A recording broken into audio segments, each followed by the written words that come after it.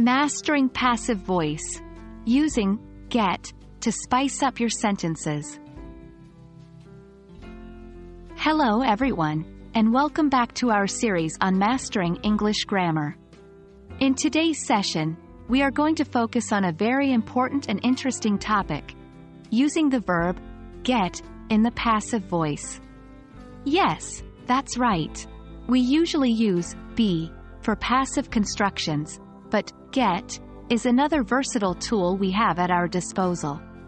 So, let's dive right in and explore how we can use get to form passive sentences. In English, the passive voice is formed by using a form of be plus the past participle of the main verb. But there's another way to create passive sentences, by using get instead of be.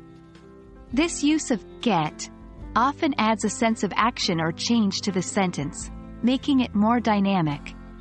Let's look at an example. He was bitten by the dog. Passive with be. He got bitten by the dog. Passive with get.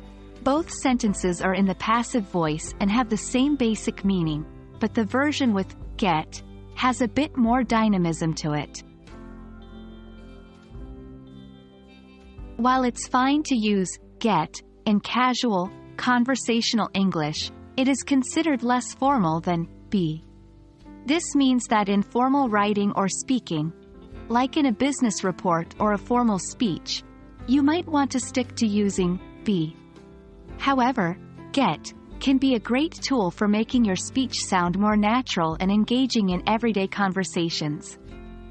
Another thing to remember is that we usually use get in the passive voice when there is an action involved that affects the subject of the sentence.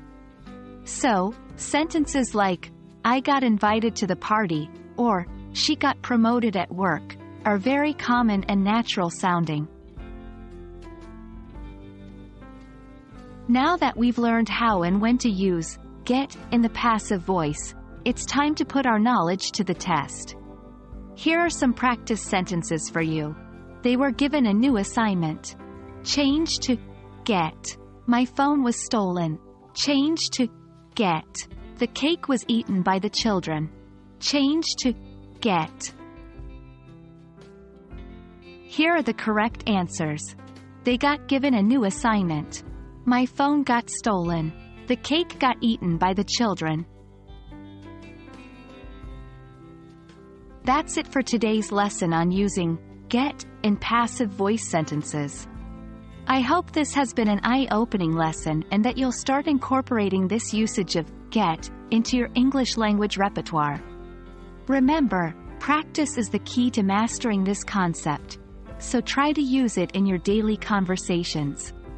Thank you for watching, and we'll see you in our next grammar adventure.